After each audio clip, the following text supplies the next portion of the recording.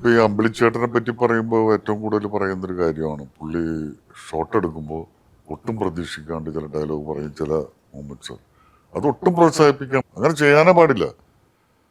അപ്പൊ അതുകൊണ്ട് അത് ഒട്ടും ശരിയായിട്ടുള്ള കാര്യമല്ല. ഈ സ്വന്തമായിട്ട് സ്പോണ്ടേനിയസ് ആയിട്ട് ഇടുക എന്ന് പറയുന്നത് ഒട്ടും നല്ല ലക്ഷണമല്ല.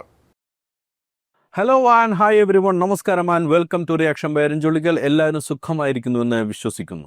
ജഗതിയുടെ അഭിനയത്തിലെ വളരെ പ്രധാനപ്പെട്ട ഒരു കാര്യമായിട്ട് പലരും ഹൈലൈറ്റ് ചെയ്തുള്ള കാര്യമാണ് അദ്ദേഹം വളരെ സ്പോണ്ടേനിയസ് ആയിട്ട് ഒരു സീനിൽ നടത്തുന്ന ഇംപ്രോവൈസേഷൻ. അത് അദ്ദേഹത്തിൻ്റെ പ്രതിഭയാണെന്നാണ് ഇതുവരെയും ഞാൻ കേട്ടിരുന്നത്. പക്ഷെ ഇപ്പോൾ ഈ ലാൽ എന്ന് പറയുന്ന നടൻ അല്ലെങ്കിൽ സംവിധായകൻ, തിരക്കഥാകൃത്ത് ഒക്കെ ആയിട്ടുള്ള വ്യക്തി പറയുന്നു അതൊരു കഴിവേയല്ല, അത് അദ്ദേഹത്തിൻ്റെ കഴിവുകേടാണ്, അല്ലെങ്കിൽ അത് തെറ്റാണ് ജഗതി ചെയ്യുന്നതെന്നാണ്. ഈ വിഷയമാണ് നമ്മൾ പ്രതികരിക്കാൻ വേണ്ടി എടുത്തിരിക്കുന്നത്. കഴിഞ്ഞ ദിവസം ഒരു സിനിമയുടെ പ്രൊമോഷനുമായിട്ട് ബന്ധപ്പെട്ട് നടന്നൊരു ഇൻ്റർവ്യൂവിലാണ് ലാൽ ഈ കാര്യം പറയുന്നത്.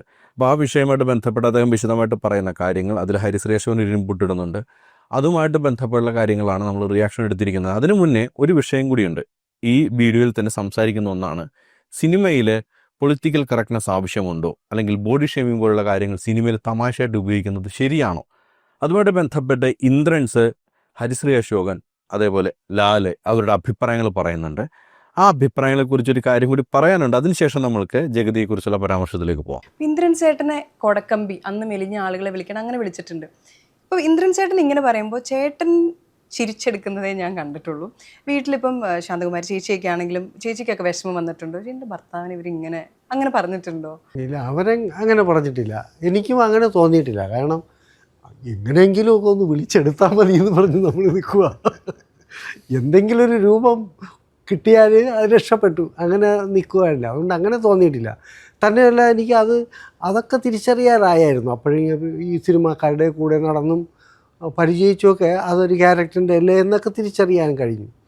മോളൊക്കെ സ്കൂളിൽ നിന്ന് വന്നിട്ട് അമ്മയുടെ അടുത്ത് പരാതി പറയും. അയാളങ്ങനെ, ഞാൻ അയാളുടെ ഫാദറിനൊന്നും പറഞ്ഞില്ലല്ലോ, എൻ്റെ ഫാദർ ഇങ്ങനെ പറഞ്ഞ് അങ്ങനെ പറഞ്ഞിട്ടുണ്ട്. അപ്പോഴൊക്കെ ഞാൻ ആലോചിക്കും, അയ്യോ അപ്പോൾ അത് അവർക്കൊക്കെ അങ്ങനെ വിഷമം തോന്നിയോ എന്നൊക്കെ തോന്നുന്നുണ്ട്. എനിക്കങ്ങനെ സത്യമായിട്ടും ഇതുവരെ അങ്ങനെ തോന്നിയിട്ടില്ല. ഇതൊരു സിനിമയ്ക്ക് വേണ്ടി ഉണ്ടാക്കുന്ന സംഭവങ്ങളാണത്. അത് ആ സമയത്ത് കണ്ട് ആസ്വദിക്കാമല്ലോ, അതിനെ തൂങ്ങി അതിൻ്റെ പുറകെ പോകേണ്ട കാര്യങ്ങളൊന്നുമില്ലല്ലോ. അല്ലാതെ ഈ ബോഡി ഷേമിംഗ് എന്ന് പറയുന്നത് അതിനകത്ത് ഒരു ബന്ധത്തിൻ്റെ സംഭവം കിടപ്പുണ്ട്. അതാണ് പലരും മറന്നു പോകുന്നത്. ബോഡി ഷേമിങ് നല്ല കാര്യമാണെന്ന് പറയുന്നതല്ല, മോശപ്പെട്ട കാര്യമാണ്. പക്ഷെ ഞാനും എൻ്റെ ഏറ്റവും ഇഷ്ടപ്പെട്ട എൻ്റെ ഭാര്യ എന്ന് കരുതുക, ഭാര്യയെടുത്ത് ഞാൻ ബോഡി ഷേമിങ് രീതിയിലുള്ള വർത്തമാനങ്ങൾ തമാശയിൽ കൂടി പറയുന്നത് കേട്ടിട്ട് അത് ബോഡി ഷേമിംഗ് എന്ന് പറയാൻ പറ്റില്ല. അതൊരു രസകരമായിട്ട് എൻ്റെ ഏറ്റവും അടുത്ത സുഹൃത്തുക്കളെടുത്ത് അത് ആ റിലേഷൻ്റെ കാര്യം വരുമ്പോൾ അതൊന്നും പ്രശ്നമല്ല. നീ കള്ളനാണെന്ന് ചിലപ്പോൾ ഞാൻ പറഞ്ഞാൽ കള്ളനാണെന്നല്ല അതിനർത്ഥം. അല്ലെങ്കിൽ നീ എന്തൊരു തടിയാടാന്ന് പറഞ്ഞു കഴിഞ്ഞാൽ ആ തടിയെ കളിയാക്കലല്ല ആ സമയത്തുള്ള ആ റിലേഷൻ്റെ. ഒരു പരിചയമില്ലാത്ത ഒരാളെ കാണുമ്പോഴത്തേനും വല്ലാണ്ട് തടിച്ചു പോകട്ടെ, എന്തൊരു തടിയാന്ന് ചോദിച്ചു കഴിഞ്ഞാൽ അത് വൃത്തികേടാത്, അത് ബോഡി ഷേമിംഗ് ആണ്. പക്ഷെ അതല്ലാത്ത ബന്ധങ്ങളും കാര്യങ്ങളൊക്കെ ഉണ്ട്. ആ ബന്ധങ്ങളുള്ള കഥാപാത്രങ്ങളാണെങ്കിൽ അവർ തമ്മിൽ പറയുന്നതിനകത്ത് എന്താ തെറ്റ്? അതിനകത്തൊരു കളിയാക്കലില്ല, അതിനകത്തൊരു ഹ്യൂമറിൻ്റെ ഭാഗമുള്ളൂ. ഇപ്പോൾ സിനിമയിലുള്ള രണ്ട് അടുത്ത സുഹൃത്തുക്കൾ തമ്മിൽ അങ്ങോട്ടും ഇങ്ങോട്ടും ഇത് പറയുമ്പോൾ അതിനെ ബോഡി ഷേമിംഗ് എന്നും കൊണ്ട് കൂട്ടുമ്പോഴാണ് നമുക്ക് പ്രയാസമുള്ളൂ. അത് ബോഡി ഷേമിംഗ് അല്ല, അവർ തമ്മിലുള്ള റിലേഷൻ്റെ സ്വാതന്ത്ര്യമാണ്. ഇവർ മൂന്നുപേരും ഒരുമിച്ചിട്ടുള്ള സിനിമകളൊക്കെ നമുക്ക് ഒരുപാട് തമാശകൾ നമ്മൾ ആസ്വദിച്ചിട്ടുണ്ട്. പ്രത്യേകിച്ച് പഞ്ചാബി ഹൗസുള്ള സിനിമകളൊക്കെ ഒരുപാട് തമാശകളുള്ള സിനിമകൾ നമ്മൾ കണ്ടിട്ടുണ്ട്, ആസ്വദിച്ചിട്ടുണ്ട്. പക്ഷേ ഈ ത്രൂ ഔട്ട് ഈ വീഡിയോയിൽ ഇവരുടെ അഭിനയത്തെക്കുറിച്ച്, ഇവർ അഭിനയിച്ചുള്ള സിനിമയെക്കുറിച്ചിട്ടല്ല, ഇവർ ഈ പറഞ്ഞ അഭിപ്രായത്തോട് ബന്ധപ്പെട്ടാണ്. ഇതിലിപ്പോൾ ആദ്യം ഇന്ദ്രൻസ് പറയുന്നൊരു കാര്യം, അത് ഞാൻ കാര്യമായിട്ട് എടുത്തിട്ടില്ല. എൻ്റെ മകൾക്ക് ചെറിയൊരു വിഷമം ഉണ്ടായിരുന്ന ആളുകൾ അങ്ങനെ വിളിക്കുന്നത് കേട്ടപ്പോൾ ഭാര്യയ്ക്ക് തന്നെ പ്രശ്നമൊന്നും ഉണ്ടായിട്ടില്ല എന്ന് ഇന്ദ്രൻസ് പറയുന്നു. ഹരിശ്രേഷ്ഠവൻ പറയുന്നത് സിനിമയിൽ കണ്ട കാര്യം ആ സിനിമയിൽ വിട്ടുപോകണം, അതിലേക്ക് നമുക്ക് വരാം. പിന്നീട് ലാല് പറഞ്ഞത് ഇത് രണ്ടുപേര് തമ്മിലുള്ള സൗഹൃദത്തിനിടയിൽ അല്ലെങ്കിൽ അവർ തമ്മിൽ അടുപ്പത്തിനിടയിൽ സംഭവിക്കുന്ന ഒരു സംഭാഷണമായിട്ട് മാത്രം കാണണം എന്നുള്ളതാണ്. ഈ അനിയംബാവ ചേട്ടംബാവ എന്ന സിനിമയിലാണ് കൊടക്കമ്പി എന്ന് പറയുന്ന പ്രയോഗം വളരെ പോപ്പുലറായിട്ട് വരുന്നത്. ആ സിനിമയിലെ കൊട്ടാരം വീടൻ ജനാർദ്ദൻ അവതരിപ്പിച്ച കഥാപാത്രമാണ്. ജനാർദ്ദന്റെ കൂടെ നടക്കുന്ന കഥാപാത്രമാണ് ഇന്ദ്രൻസ്. ആ സിനിമയിലെ ജനാർദ്ദനൻ ഈ വ്യക്തി വിളിക്കുന്നത് കൊടക്കമ്പി എന്നാണ്. ഇനി ഒരു ചോദ്യം ഇതാണ്, നമുക്ക് ആർക്കെങ്കിലും ആ സിനിമയിൽ ഇന്ദ്രൻസ് എന്ന കഥാപാത്രത്തിന്റെ പേര് ബാലൻ ആണ് എന്ന് ഓർമ്മയുണ്ടോ? നമ്മുടെ മനസ്സിൽ ആരുടെയും മനസ്സിൽ ആ ഓർമ്മയുണ്ടാവില്ല. നമ്മളുടെ എല്ലാവരുടെയും ഓർമ്മയിൽ അതൊരു കൊടക്കമ്പായിട്ട് നിൽക്കുകയാണ്. ഇനി നേരത്തെ ഹരിശ്രീ അശോകൻ പറഞ്ഞ കാര്യം, സിനിമയിൽ തന്നെ നിൽക്കേണ്ട കാര്യം, അതിൽ തൂങ്ങിപ്പോകേണ്ട കാര്യമില്ല. ആ തൂങ്ങിപ്പോകുന്നിടത്താണ് സിനിമയിൽ പൊളിറ്റിക്കൽ കറക്റ്റ്നെസ് വേണമെന്ന് പറയുന്നത്. ഈ സിനിമ ഇറങ്ങിയതിന് ശേഷം ഇന്ദ്രൻസിന്റെ അതേ രൂപവും അല്ലെങ്കിൽ ഇന്ദ്രൻസിനെ പോലെ മെലിഞ്ഞിട്ടുള്ള കൃഷകാത്തരായ വ്യക്തികളെ ആളുകൾ കളിയാക്കാൻ വേണ്ടി വിളിച്ചിരുന്ന പ്രയോഗമാണ് കൊടക്കമ്പി എന്നുള്ളത്. കരുമാടിക്കുട്ടൻ എന്ന സിനിമ ഇറങ്ങിയ ശേഷം കളേർഡായിട്ടുള്ള ആളുകളെ കളിയാക്കാൻ വേണ്ടി ഉപയോഗിക്കുന്ന ഒരു വാക്കായിരുന്നു കരുമാടിക്കുട്ടൻ. വാസന്തി ലക്ഷ്മി ഞാനും എന്ന സിനിമ ഇറങ്ങിയതിന് ശേഷം കാഴ്ചക്കൽപ്പം കുറവുള്ളവരെ കളിയാക്കാൻ വേണ്ടി വിളിച്ചിരുന്ന വാക്കാണ് ആലിലക്കണ്ണൻ. ഇതൊക്കെ സിനിമയിൽ നിന്നും ഇറങ്ങി വന്ന വാക്കുകളാണ്. നമ്മൾ പലപ്പോഴും പറയേണ്ടത് സിനിമ നമ്മളെ ഇൻഫ്ലുവൻസ് ചെയ്യുന്നുണ്ടോ ഇല്ലയോ. ഇപ്പോൾ മാർക്കോ എന്ന സിനിമ ഇറങ്ങിയപ്പോൾ ഒരു ചർച്ചാ വിഷയമായിരുന്നു അത്. ചിലർ പറഞ്ഞ് ഇൻഫ്ലുവൻസ് ചെയ്യുന്നുണ്ട്, ചിലർ പറയുന്നില്ല. അങ്ങനെയാണെന്നുണ്ടെങ്കിൽ സിനിമ നടക്കുന്ന എല്ലാ നല്ല കാര്യങ്ങളും ആളുകൾ കോപ്പി ചെയ്യണ്ടേ? കോപ്പി ചെയ്യുന്നുണ്ട്. ക്ലാസ്മേറ്റ്സ് എന്ന സിനിമ 2005, 2006 ആ ഒരു സമയത്ത് ഇറങ്ങിയ സിനിമയാണ്. ആ സിനിമ ഇറങ്ങിയതിന് ശേഷം എത്രയോ ആളുകൾ ക്ലാസ് റിയൂണിയൻ നടത്തി. അതാണ് സിനിമയുടെ ഇൻഫ്ലുവൻസ്. അതില്ല എന്നൊക്കെ പറഞ്ഞാൽ നമ്മൾ കണ്ണടച്ചിരുട്ടാക്കുന്നതിന് തുല്യമാണ്. അപ്പോൾ ഇങ്ങനെ സിനിമ ആളുകൾ ഇൻഫ്ലുവൻസ് ചെയ്യുന്നത് കൊണ്ടാണ് സിനിമയിൽ വിളിക്കപ്പെടുന്ന അതേ പേരുകൾ സാധാരണ ജീവിതത്തിലെ ആളുകളെ കളിയാക്കാൻ വേണ്ടി ഉപയോഗിക്കുന്നതുകൊണ്ടാണ് സിനിമയിൽ പൊളിറ്റിക്കൽ കറക്റ്റ്നെസ് വേണം, തമാശയിൽ ബോഡി ഷേവിങ് പോലുള്ള കാര്യങ്ങൾ കടന്നു വരാൻ പാടില്ലെന്ന് പറയുന്നത്. ഒരുപക്ഷെ നിങ്ങൾ സൗഹൃദത്തിൻ്റെ പുറത്ത് വിളിക്കുന്നതായിരിക്കാം, അല്ലെങ്കിൽ എന്നെ വിളിച്ചാൽ പ്രശ്നമില്ല, വിളിച്ച അവനും പ്രശ്നമില്ല, വിളിക്കട്ടെ എനിക്കും പ്രശ്നമില്ല, നിങ്ങൾക്ക് എന്താണ് പ്രശ്നം എന്ന രീതിയിലും ചോദിക്കാം. പക്ഷേ ഈ വിളിച്ച സംഭവങ്ങൾ സാധാരണക്കാരുടെ ജീവിതത്തിലേക്ക് ഇറങ്ങി വരികയും അവിടെ ഒരാൾ കളിയാക്കപ്പെടുകയും ചെയ്യുന്നിടത്താണ് സിനിമ ഇൻഫ്ലുവൻസ് ചെയ്യുന്നൊരു മീഡിയ നിലയിൽ പൊളിറ്റിക്കൽ കറക്റ്റ്നെസ് ഫോളോ ചെയ്യണം, തമാശകളിൽ ബോഡി ഷേമിങ് വരാൻ പാടില്ല എന്ന് പറയുന്നത്. എന്തായാലും ആ ഒരു വിഷയം ഇവിടെ വെച്ച് അവസാനിപ്പിക്കുകയാണ്. നമ്മളെ പ്രധാനപ്പെട്ട വിഷയം ജഗതിയെക്കുറിച്ച് ലാൽ പറഞ്ഞ കാര്യമാണ്. അപ്പോൾ ആ പരാമർശം പൂർണ്ണമായിട്ടൊന്ന് കേട്ടു നോക്കാം. ഇപ്പൊ ഈ അമ്പിളിച്ചേട്ടനെ പറ്റി പറയുമ്പോൾ ഏറ്റവും കൂടുതൽ പറയുന്നൊരു കാര്യമാണ്, പുള്ളി ഷോട്ട് എടുക്കുമ്പോൾ ഒട്ടും പ്രതീക്ഷിക്കാണ്ട് ചില ഡയലോഗ് പറയും, ചില മൊമെന്റ്സ്. അതൊട്ടും പ്രോത്സാഹിപ്പിക്കാൻ റിഹേഴ്സൽ ഉണ്ടാവില്ല ചിലപ്പോൾ. അങ്ങനെ ചെയ്യാനേ പാടില്ല. അങ്ങനെ ചെയ്തു കഴിഞ്ഞാൽ ഡയറക്ടർ നിർബന്ധമായിട്ടും പറയണം. ഒന്നില്ലെങ്കിൽ അത് പറഞ്ഞിട്ട് ചെയ്യണമായിരുന്നു എന്ന് പറയണം, അല്ലെങ്കിൽ നന്നായിരുന്നു അതുകൊണ്ട് ഓക്കെ എന്ന് പറയണം, അതല്ലെങ്കിൽ അത് വേണ്ട എന്ന് പറഞ്ഞിട്ട് മാറ്റണം. അതല്ലാതെ അതൊരു കഴിവായിട്ടും അതൊരു മിടുക്കായിട്ടും വെക്കുന്നത് ഒട്ടും ശരിയായിട്ടൊരു കാര്യമല്ല. അത് ഏത് വലിയ നടനാണെങ്കിലും. അത് എന്താണെന്ന് വെച്ചാൽ ആ സീൻ ഹർട്ട് ചെയ്യുമോ എന്നുള്ളതിനേക്കാൾ ഉപരിയായിട്ട് അതിൻ്റെ കൂടെ നിൽക്കുന്ന ആർട്ടിസ്റ്റുകളുണ്ട്. നമ്മളൊരു കാര്യം തീരുമാനിച്ചുറപ്പിച്ചാൽ പോയിരിക്കും. നമ്മുടെ ഡയലോഗ് ഇങ്ങനെ, അപ്പോൾ ഇയാൾ പറഞ്ഞു നിർത്തുന്ന ഡയലോഗിൻ്റെ അവസാന വാക്ക് ഇതാണ്, ആ വാക്ക് കണക്ട് ചെയ്തിട്ടായിരിക്കും ചിലപ്പോൾ ഞാൻ ഡയലോഗ് പറയേണ്ടത്. അത് ആ കണക്ഷൻ നഷ്ടപ്പെട്ട് കഴിഞ്ഞാൽ നമുക്ക് പറയാൻ ബുദ്ധിമുട്ട് വരും. അപ്പോൾ ചിലപ്പോൾ നമ്മളിത് പറഞ്ഞൊപ്പിക്കുമായിരിക്കും, പക്ഷെ അത് നമ്മുടെ പറഞ്ഞൊപ്പിക്കലാവും. അപ്പോൾ വീക്കാകുന്നത് ഈ നടനാണ്. അദ്ദേഹം അവിടെ ജയിക്കും, ഇവിടെ ഒരാൾ പരാജയപ്പെടും അതിൻ്റെ ഒപ്പം.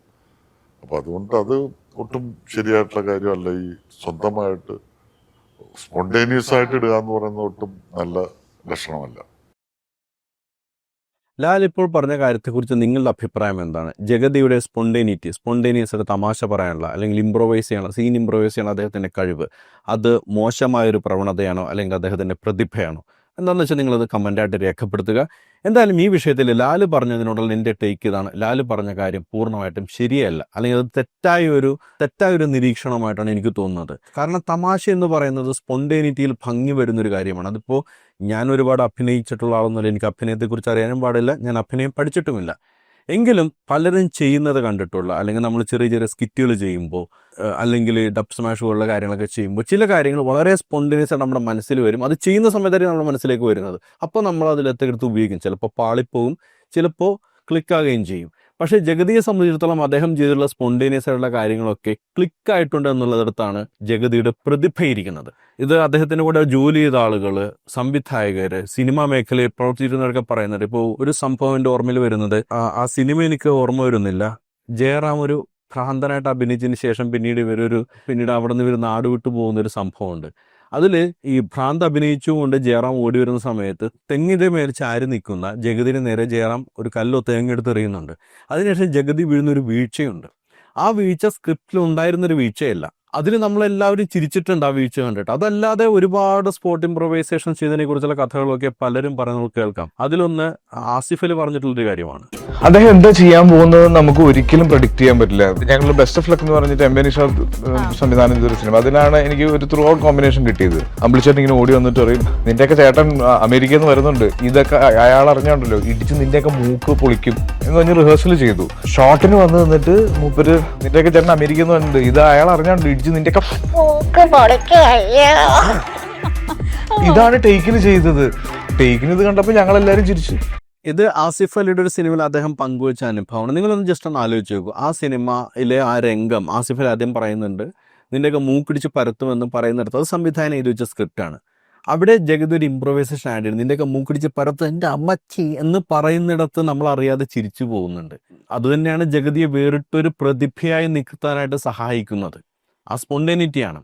ഇനി ഈ ഒരു വിഷയത്തെക്കുറിച്ച് ഒരുപക്ഷെ ഞാൻ പറയും കാലത്തിന് മുന്നേ സഞ്ചരിച്ചൊരു മറുപടി, ഒരുപക്ഷെ പിന്നീട് എപ്പോഴെങ്കിലും ലാൽ ഇത് പറയുമെന്നോ ഹരിശ്രേഷ്ഠൻ ഇങ്ങനെ പറയുമെന്നൊക്കെ വിചാരിച്ചിട്ടായിരിക്കില്ല, ഈ കാലത്തിന് മുൻപേ സഞ്ചരിച്ചൊരു മറുപടി ഉണ്ട് ഈ വിഷയത്തിൽ ജഗതിയിൽ. അദ്ദേഹം പണ്ട് കൊടുത്ത ഇന്റർവ്യൂവിൽ കൊടുത്തൊരു കാര്യമാണ്, അതൊന്ന് കേട്ടു നോക്കാം. ഇപ്പം 3 കഥാപാത്രങ്ങൾ നിൽക്കുകയാണെങ്കിൽ, ഇപ്പോൾ ജഗതി ചേട്ടൻ ഒരു ഡയലോഗ് പറഞ്ഞു, അടുത്ത ഡയലോഗ് പറയേണ്ടത് ഹരിശ്രീ അശോകനല്ലേ അല്ലെങ്കിൽ സലീം കുമാർ അല്ലേ? സംസാരിക്കുന്നതിന് മുമ്പ് ഇദ്ദേഹം നോക്കി നിൽക്കും. ഞാൻ ചോദിച്ചു, നിങ്ങളെന്താ ഈ ആറ്റുകാലിൽ ഒരു ജ്യോത്സ്യനുണ്ടല്ലോ, പേര് ഞാൻ പറയുന്നില്ല, പ്രശസ്തനായി പോകും, ആറ്റുകാൽ ജ്യോത്സ്യനാണെന്ന് ചോദിച്ചു. ഇദ്ദേഹമാണ് അടുത്ത ഡയലോഗ് പറയാൻ പോകണമെന്ന് നിങ്ങൾക്ക് എങ്ങനെ മനസ്സിലായി? അത് സംസാരിക്കാൻ തുടങ്ങുമ്പോൾ നോക്കിയാൽ മതി എന്ന് പറയാം. ശരി കേട്ടോ, ഓക്കെ. കാരണം അത് അഭിനയത്തിൽ തെറ്റാണത്. അത് ആൻറ്റിസിപ്പേറ്റിംഗ് ആക്ടിങ്, ആൻറ്റിസിപ്പേറ്ററി ആക്ഷൻ എന്ന് പറയുന്നത്. സംഭാഷണം പറയുന്നതിന് മുമ്പ് പ്രതീക്ഷിച്ച് നിൽക്കുക. ഒരു കറക്ഷൻ ഞാൻ ചെയ്തു കൊടുത്തു. അതാണ് ഒരു പക്ഷേ ഈ ലാലിനൊക്കെ സംഭവിച്ചുള്ളതെന്ന് ഞാൻ മനസ്സിലാക്കുന്നത്. ഇന്നത് സംഭവിക്കാൻ പോകുന്നതാണ്, ഞാൻ ഇങ്ങനെ റിയാക്ട് ചെയ്യണമെന്ന് കരുതി പ്രതീക്ഷിച്ച് നിൽക്കുന്നതിൽ സംഭവിക്കുന്ന ഒരു പാളിച്ചയാണെന്നാണ് ഇപ്പോൾ മനസ്സിലാകുന്നത്. അത് മാത്രമല്ല, ഈ ആൻറ്റിസിപ്പേറ്ററി ആക്ടിങ് മറ്റൊരു ആംഗിളിൽ കൂടെ ഞാൻ കണ്ടിട്ടുണ്ട്. ഇപ്പോൾ കുറേ നാളുകൾ കുഞ്ചാക്കോ ബോബൻ ഇത് കുഞ്ചാക്കോനെ വിമർശിക്കാൻ വേണ്ടി പറയുന്നതല്ല കേട്ടോ, ഒരു പ്രേക്ഷകൻ എന്നതിൽ ഞാൻ ശ്രദ്ധിച്ച കാര്യമാണ് പറയുന്നത്. ഒരു 3 നടൻ വരെ ഇങ്ങനെ ശ്രദ്ധിച്ചിട്ടുണ്ട്, കുഞ്ചാക്കോ ബോബൻ, ദിലീപ്, പൃഥ്വിരാജ്. ഇവരെ അടുത്ത മൊമെന്റിൽ എന്തിനു പറയുന്നത്, അദ്ദേഹത്തിന് ഈ ശ്വാസം വിടുന്ന ഒരു സംഭവം ഉണ്ടല്ലോ, അതെപ്പോൾ വരുമെന്ന് വരെ നമുക്ക് കുറേ നാൾ പ്രെഡിക്റ്റ് ചെയ്യാൻ പറ്റുമായിരുന്നു. അത് സത്യത്തിൽ നമുക്കൊരു ബോറടിയായി തീരും ഈ ഇന്ന രീതിയിലൊക്കെ പ്രതികരിക്കാൻ പോകുന്നത് എന്നുള്ളത്. അല്ലെങ്കിൽ ഒരു സിനിമയാണെങ്കിൽ നമ്മൾ വിചാരിച്ച രീതിയിൽ കഥ പോയിക്കൊണ്ടിരിക്കുകയാണെങ്കിൽ നമുക്ക് ആ സിനിമ ബോറടിക്കും. അവിടെ നിന്ന് നമ്മളെ ഞെട്ടിപ്പിച്ചുകൊണ്ട് ഒരു പ്രകടനം ഉണ്ടാകുന്നിടത്താണ് നമ്മൾ അത്ഭുതപ്പെട്ടു പോകുന്നത്, അല്ലെങ്കിൽ ആ ഒരു നടൻ നമ്മളെ അത്ഭുതപ്പെടുത്തുന്നത്.